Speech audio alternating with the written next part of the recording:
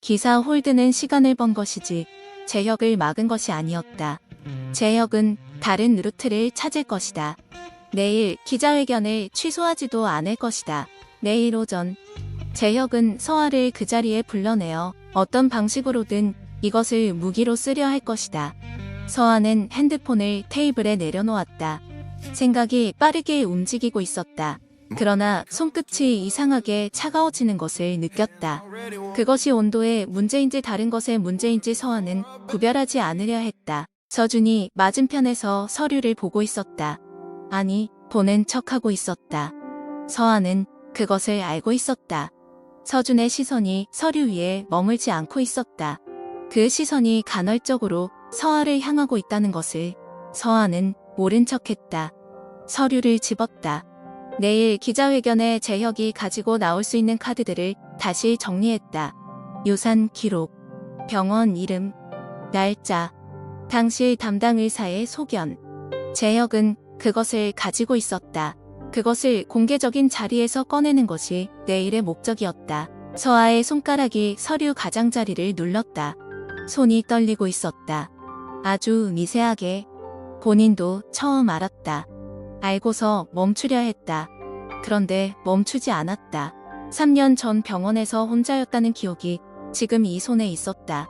그것을 내일 재혁이 공개적인 자리에서 꺼내놓을 것이었다.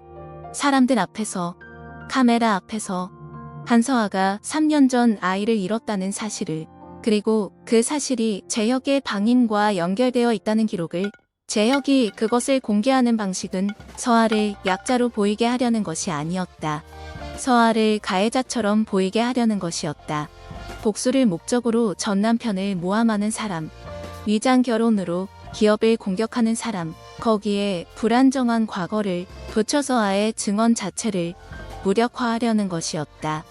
그것을 알면서도 손이 떨렸다. 서아 씨, 서준의 목소리가 낮게 들렸다.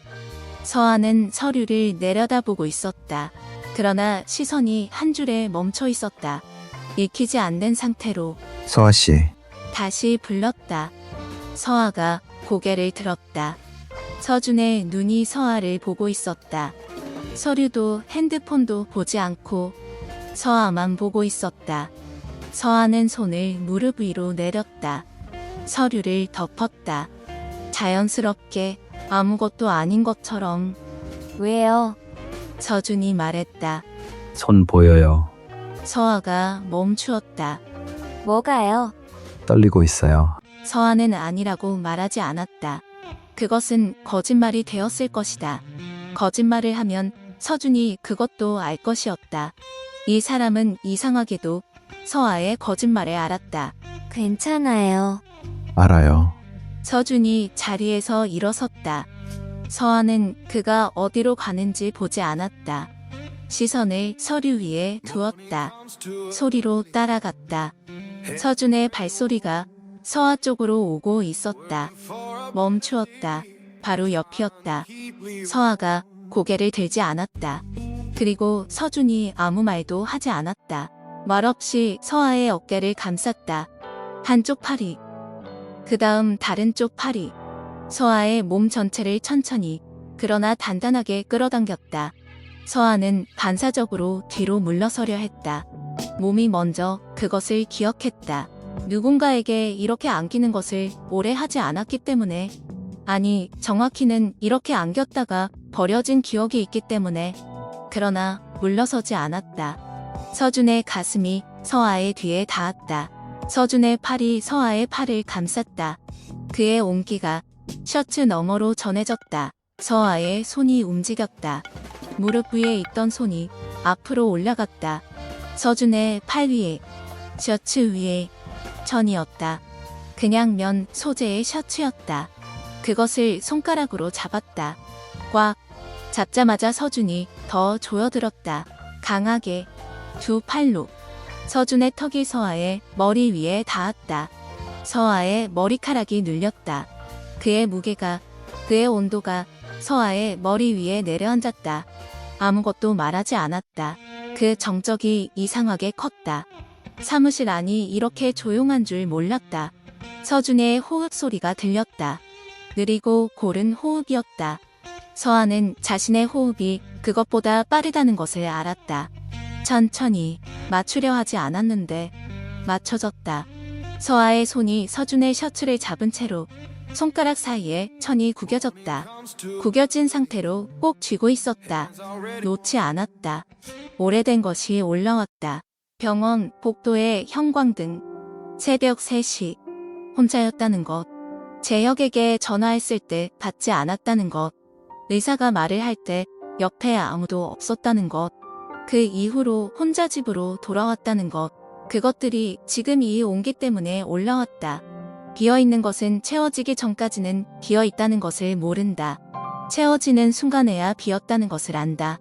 서아는 지금 그것을 알고 있었다. 3년 동안 비어있었다는 것을. 그리고 그것이 얼마나 무거운 빈 공간이었는지를. 눈물이 났다. 서아는 그것을 막으려 했다. 눈을 꾹 눌렀다. 속으로 이름을 불렀다. 한서아, 한서아. 여기서 울지 않는다. 여기서 무너지지 않는다. 이것은 전략이 아니다. 이것은 계획이 아니다. 울지 않는다. 그러나 눈물이 먼저였다. 조용하게, 소리 없이.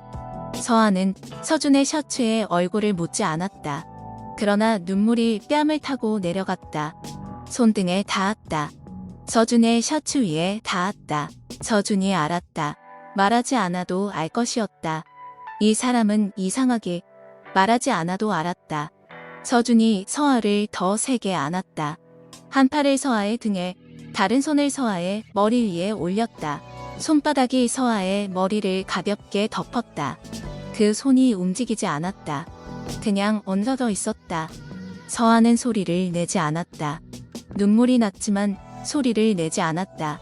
그것만큼은 막을 수 있었다. 소리까지 내는 것은 너무 멀리 가는 것이었다. 그것은 서아가 3년 동안 허용하지 않은 것이었다. 그래도 멈추지 않았다. 눈물이. 서준의 셔츠가 젖었다. 서아는 그것을 알았다. 그러나 손을 떼지 않았다. 셔츠를 쥔 손을. 서준도 움직이지 않았다. 그 자리에서 서아를 아는 채로, 아무 말도 하지 않은 채로 있었다. 세상에서 가장 긴 정적이 이 방에 있었다.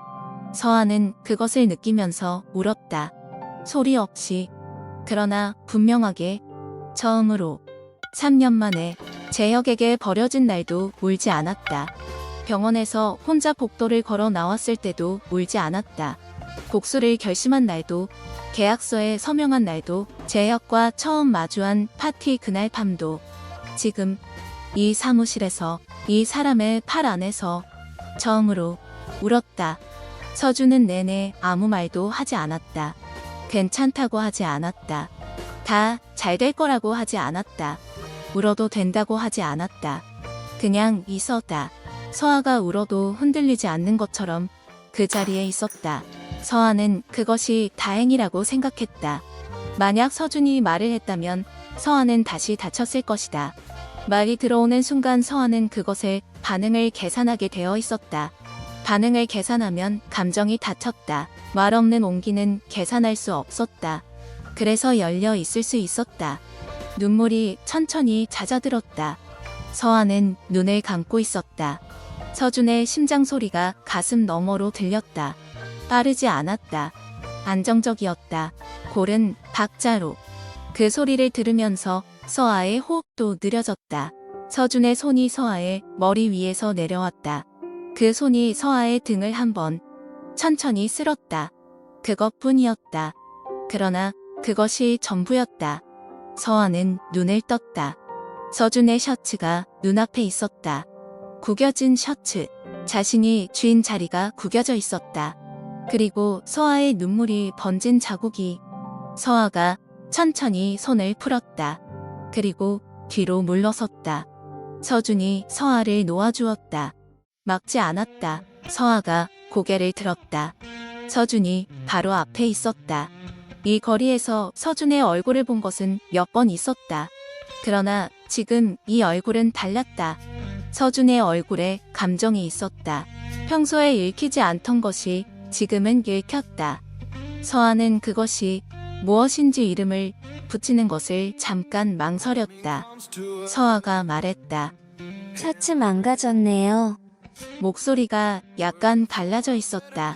서아는 그것을 들으면서 속으로 정리했다. 서준이 셔츠를 내려다 보았다. 그러고는 서아를 다시 보았다. 말하지 않았다. 서아가 먼저 눈을 피했다. 테이블로 돌아갔다. 서류를 다시 집었다. 손이 여전히 조금 차가웠지만 더 이상 떨리지는 않았다. 내일 기자회견. 목소리가 처음보다 안정되어 있었다. 제가 직접 가야 해요. 서준이 서아의 뒤에서 말했다. 알아요. 막을 수 없어요. 재혁이 그걸 알고 있으니까. 알아요.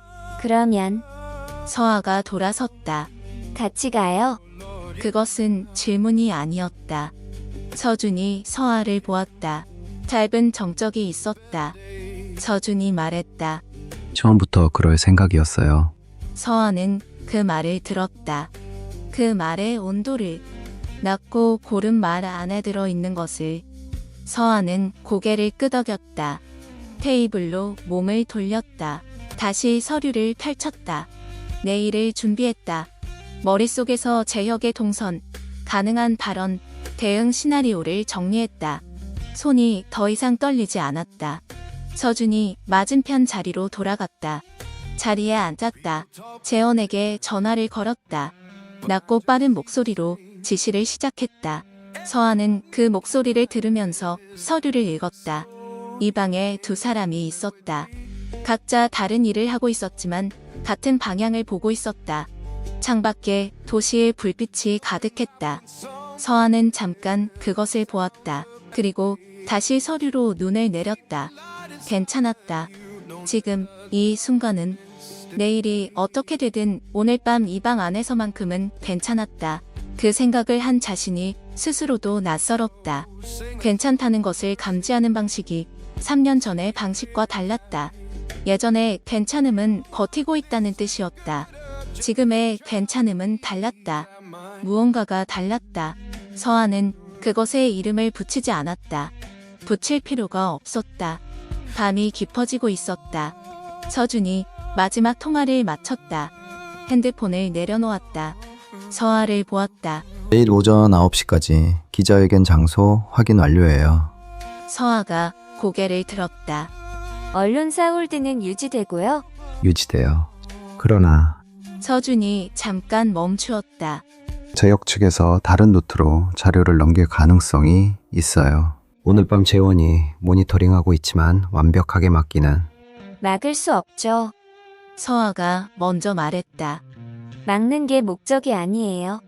어떻게 쓰느냐가 목적이에요. 서준이 서아를 보았다. 서아가 말했다. 그 기록을 내일 제가 먼저 꺼내요. 재혁 앞에서, 기자들 앞에서. 서준이 멈추었다. 서아 씨, 이미 한 번 한 말이에요. 제가 먼저 말하면 재혁의 카드가 사라져요. 재혁은 제가 그것을 두려워한다고 생각하고 있을 거예요. 그게 협박의 전제니까. 서아가 서준을 똑바로 보았다. 두려워하지 않는다는 걸 보여주면 협박이 무너져요.